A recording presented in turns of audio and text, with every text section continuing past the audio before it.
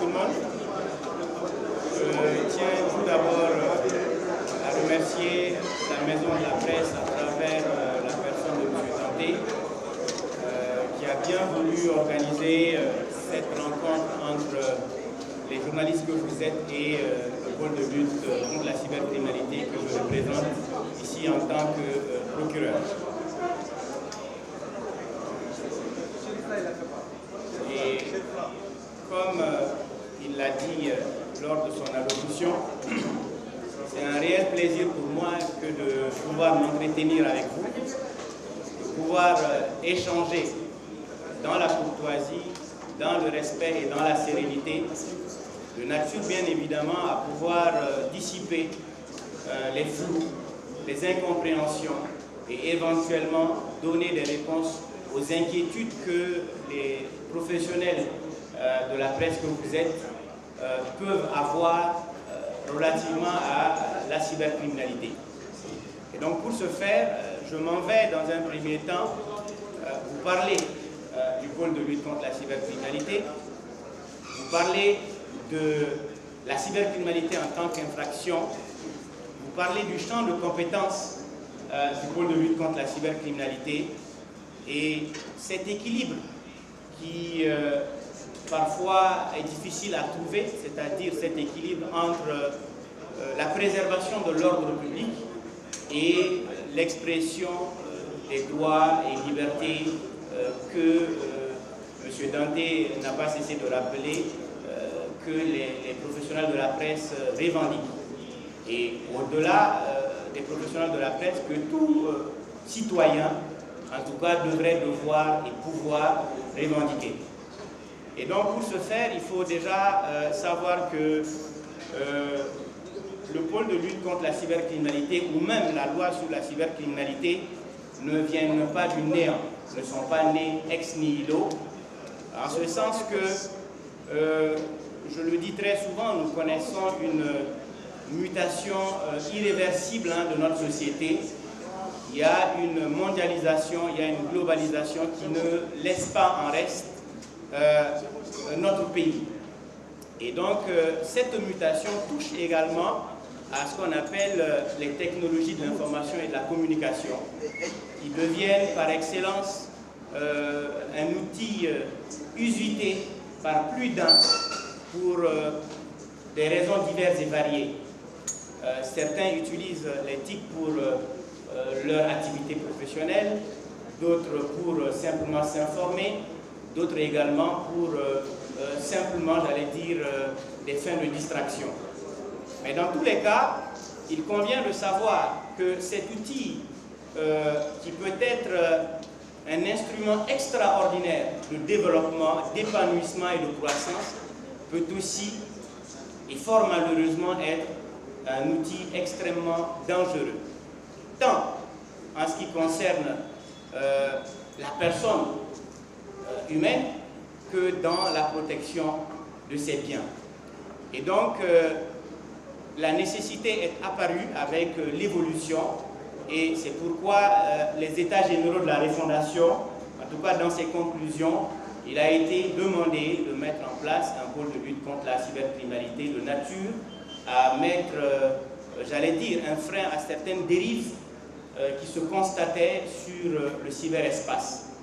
Et dans la même foulée, il convient de savoir que cette dynamique n'est pas une dynamique, j'allais dire, propre au Mali, puisque de par le monde aujourd'hui, tous les pays, en tout cas dits de droit ou tous les pays modernes, ont en réalité des législations et des structures en charge de réguler le cyberespace, de réprimer les comportements déviants.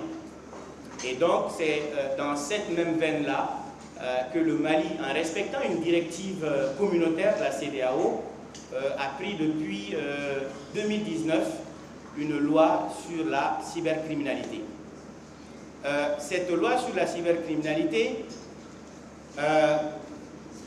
touche un certain nombre d'actions, de choses qui pourraient être en réalité appréhendées de manière satisfaisante ou suffisante, requiert au préalable que nous nous expliquions sur ce que l'on appelle en réalité la cybercriminalité. La cybercriminalité, en réalité, elle peut être définie de deux manières. C'est-à-dire que les nouvelles technologies de l'information et de la communication seront l'objet même de l'infraction sur le cyberespace. Ou bien que ces technologies de l'information et de la communication seront des vecteurs de commission ou de facilitation de la commission de l'infraction cybercriminelle. Et donc vous voyez que d'un côté, l'informatique va être la cible de l'infraction, de l'autre côté, l'informatique va être un moyen de commission de l'infraction. Et donc depuis 2019, en République du Mali, et pour ainsi dire, le Mali est quelque peu en retard d'ailleurs sur pas mal de pays de la sous-région qui, bien avant nous, avaient déjà légiféré en la matière, comme pour dire que le même problème que nous avions et que nous continuons en réalité d'avoir, les pays voisins et tous les pays du monde, en réalité, sont confrontés aux mêmes difficultés. Et c'est à cette suite qu'il a été peut-être constaté qu'une application, j'allais dire, disparate de la loi sur la cybercriminalité ne permettait pas d'avoir une lutte synchronisée, efficace et efficiente contre les délinquants sur le cyberespace. Il convient de noter à cet effet que de la même manière qu'il y a une évolution fulgurante des technologies de l'information et de la communication, les délinquants s'adaptent, développent des moyens, des stratégies de nature à toujours pouvoir donner une concrétisation à leurs desseins, j'allais dire malveillants. Et donc, cette tare, cette insuffisance a été l'occasion pour le Mali de créer un pôle de lutte contre la cybercriminalité. Et donc, c'est à la faveur d'une loi en 2022-058 du 22 décembre que le Mali, à travers une modification du Code de procédure pénale, a créé le pôle national de lutte contre la cybercriminalité. Ce qui est important à retenir ici, il y a un amalgame ou en tout cas une incompréhension de taille parfois que les gens font, puisqu'on résume à tort les activités du pôle de lutte contre la cybercriminalité à l'application uniquement de la loi de 2019 portant répression de la cybercriminalité. Or, en réalité, il n'en est rien.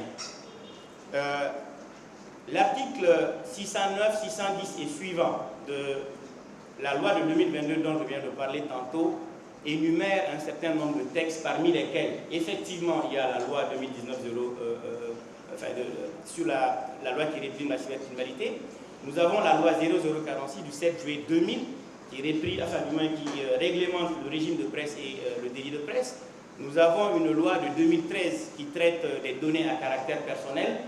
On a deux lois de 2016, l'une sur les échanges et services électroniques, l'autre sur les modalités, moyens et systèmes de cryptologie. On a une ordonnance de 2011 sur l'AMRTP, c'est-à-dire l'autorité de régulation des postes et des télécoms.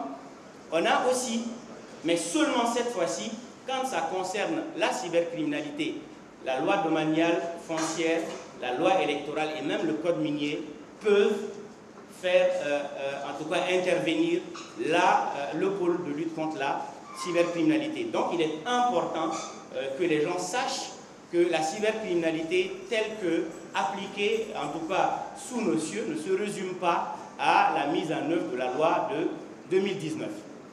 Alors, il est important à cette suite de décliner un tout petit peu le pôle qui est dirigé par aujourd'hui ma personne, ma modeste personne, j'allais dire. Et donc, en tant que premier responsable du parquet, nous sommes chargés d'enclencher les poursuites. Et ces poursuites peuvent se faire sur la base de dénonciation, sur la base de plaintes, sur la base d'exploitation des rapports de certaines autorités, notamment les lois que je viens d'énumérer tantôt, les autorités administratives en charge de l'application de ces lois-là. Donc, tous leurs rapports à connotation pénale nous sont destinés. Et donc, l'exploitation de ces rapports-là peuvent donner lieu à des poursuites. Donc, comme pour dire que nous pouvons nous autosaisir, non seulement sur la base de l'exploitation de ces rapports, mais de tout autre fait qui va être porté à notre connaissance, fait qui serait contraire à la légalité.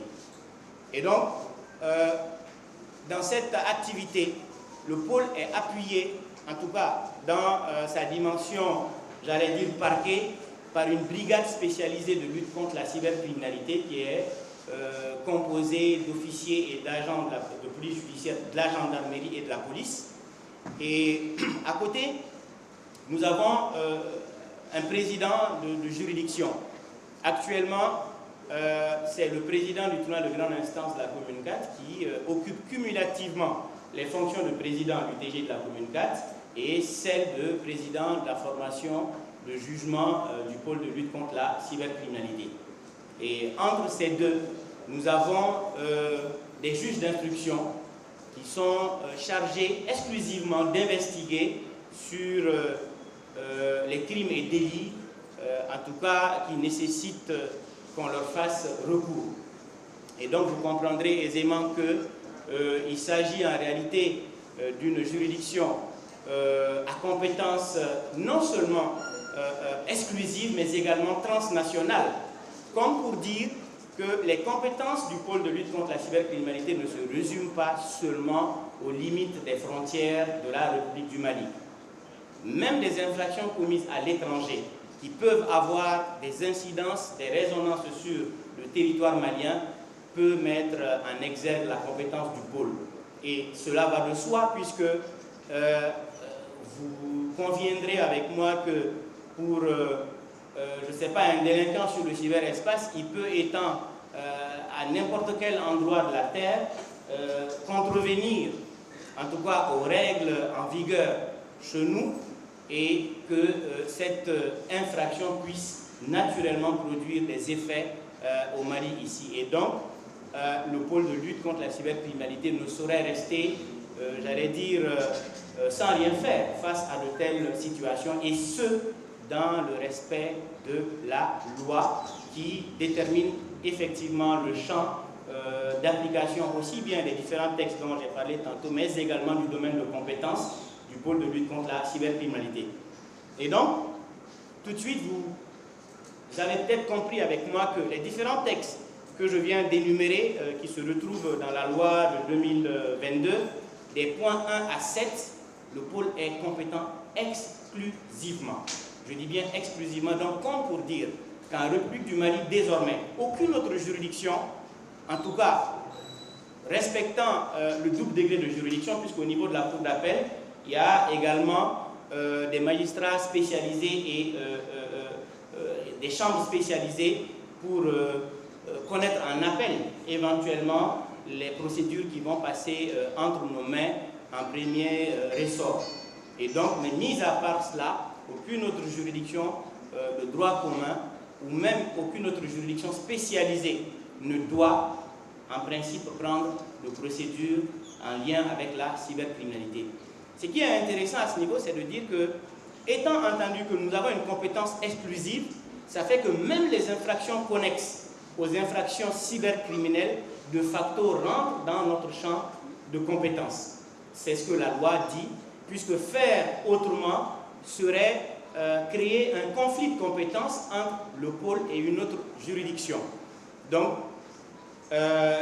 pour dire que non seulement nous sommes compétents pour, j'allais dire, les journalistes, les activistes sur le web, les web TV, les blogueurs, voilà, j'en passe.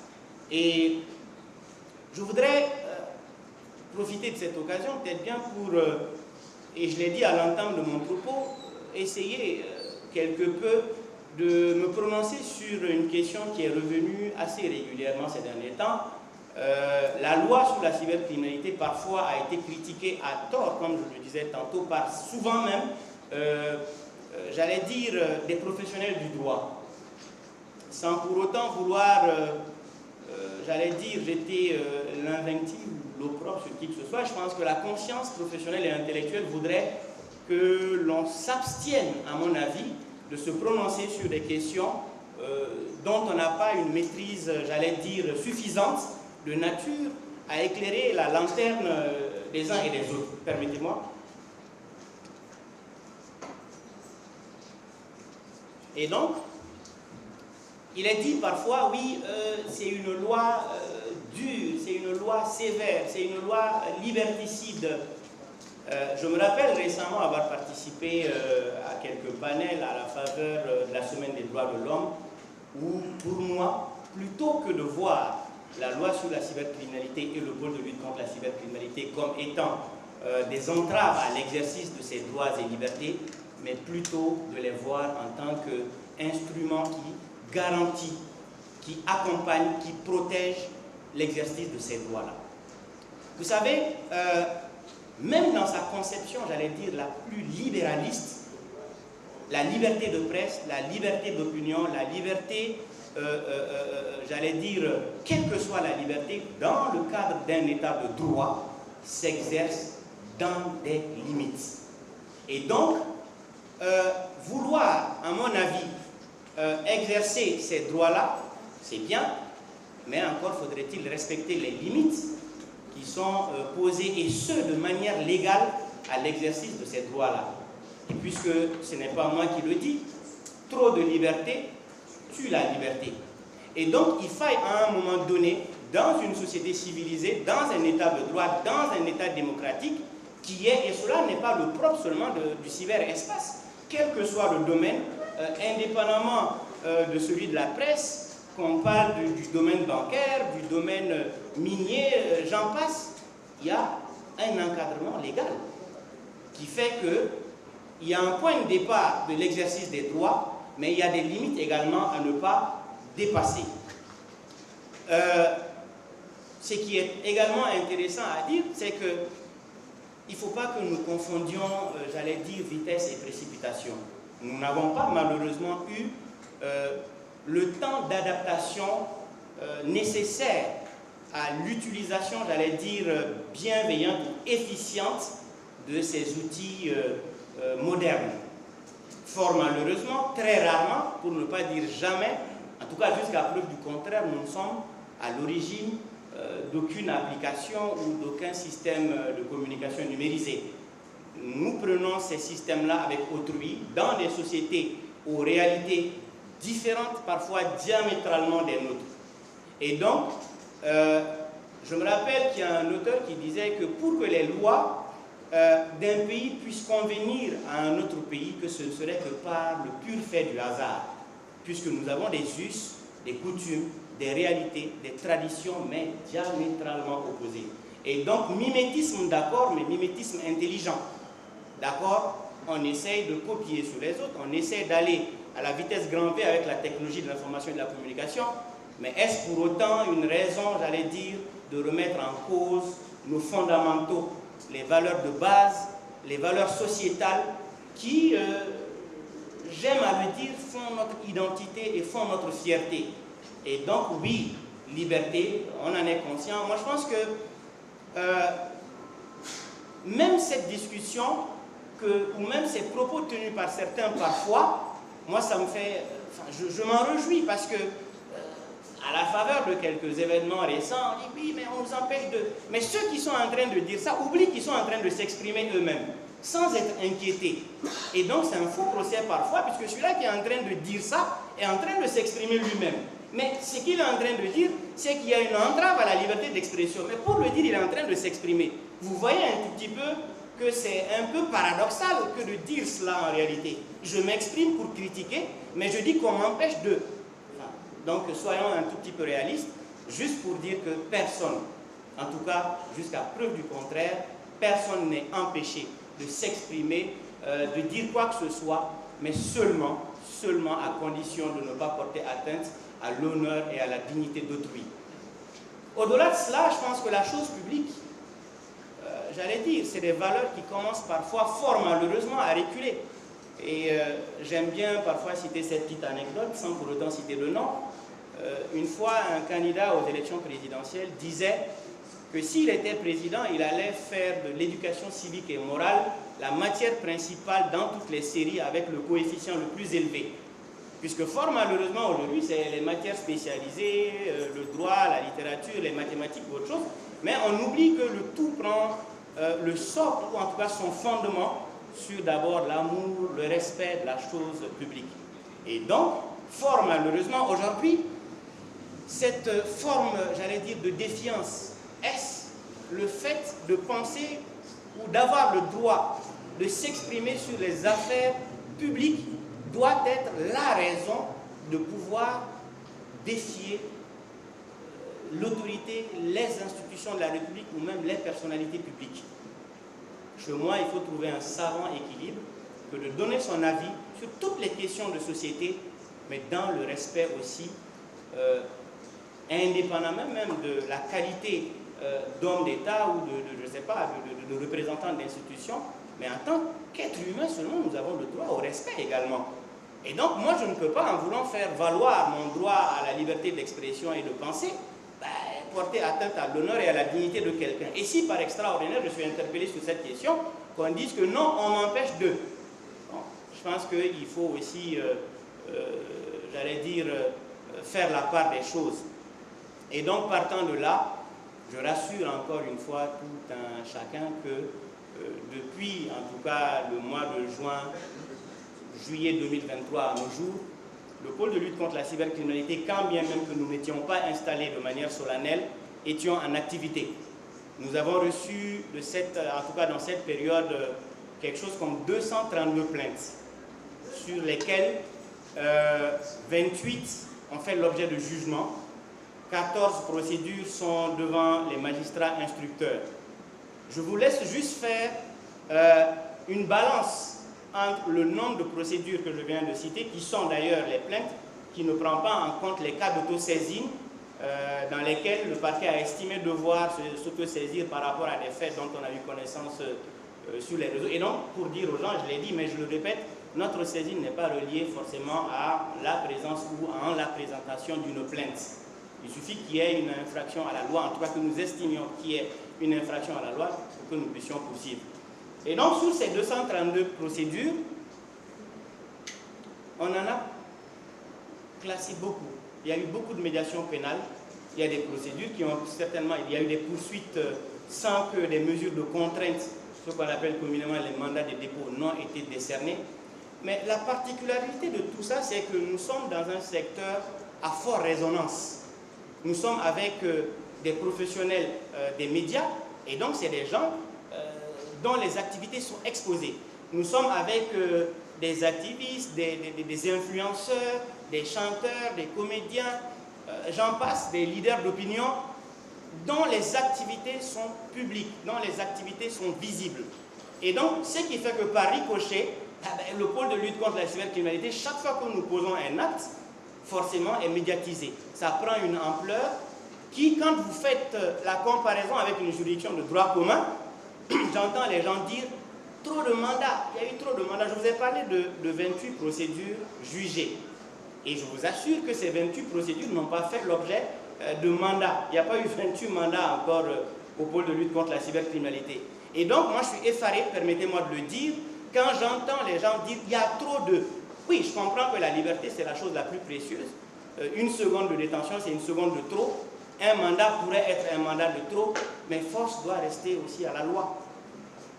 Et donc, pour dire, ces lois-là, le procureur ne les a pas rédigées. Ce n'est pas le pôle qui les a faites, c'est le contrat social, c'est les parlementaires, c'est les Maliens qui ont demandé à ce qu'il y ait des lois et la création d'un pôle.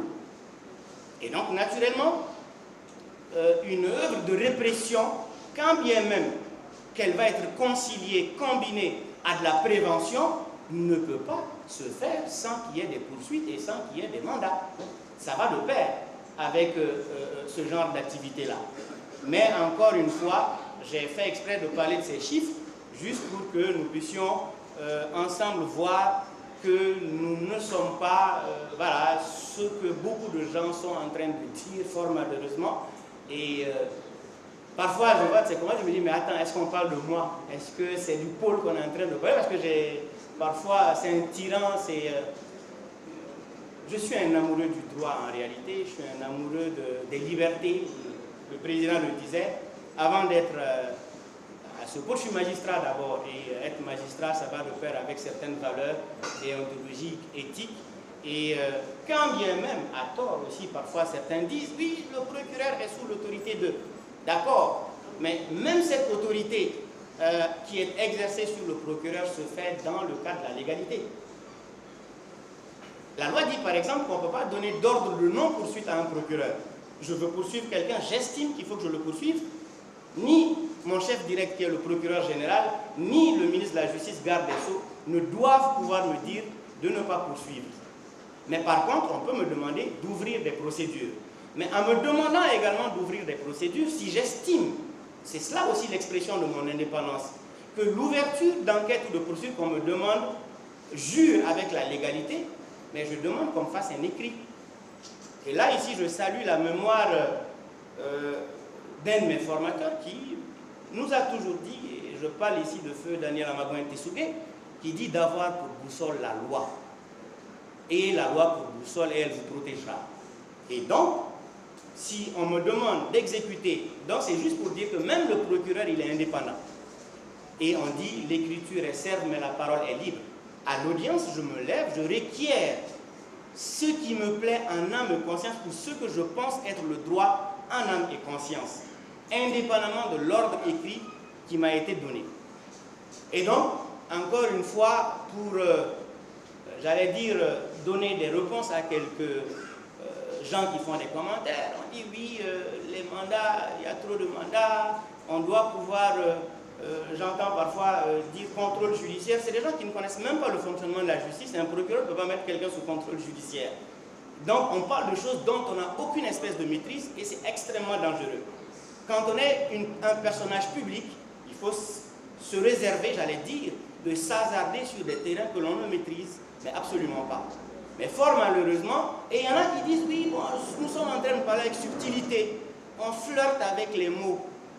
Mais en réalité, c'est parce qu'ils ne savent pas que même ce qu'ils sont en train de dire, si par extraordinaire quelque chose de contraire à la légalité venait d'y sortir, des poursuites seront engagées. Puisque ce n'est pas moi qui le dis, vous qui êtes les spécialistes de la loi 0046 du 7 juillet, il est dit qu'il n'est pas nécessaire de nommer la personne, puisque les indications, si ça peut permettre de savoir de qui vous parlez, et que ce que vous dites, même si c'est dit de manière dubitative, et est-ce que flirter avec... faire le funambule peut permettre, si par extraordinaire vous portez atteinte à l'honneur et à la dignité de quelqu'un, ou si vous tenez des propos susceptibles de troubler l'ordre public, que le procureur ne va pas enclencher des poursuites, c'est juste pour dire en réalité qu'on veut faire croire en réalité ce qui n'est pas. Puisque ceux-ci sont en train de parler constamment, quotidiennement, sans jamais être inquiétés, pour dire que la liberté d'expression, d'opinion, de presse et autres choses sont en réalité vivantes et vivaces en République du Mali. Donc, c'est les quelques mots que je voulais adresser aux journalistes. Oui.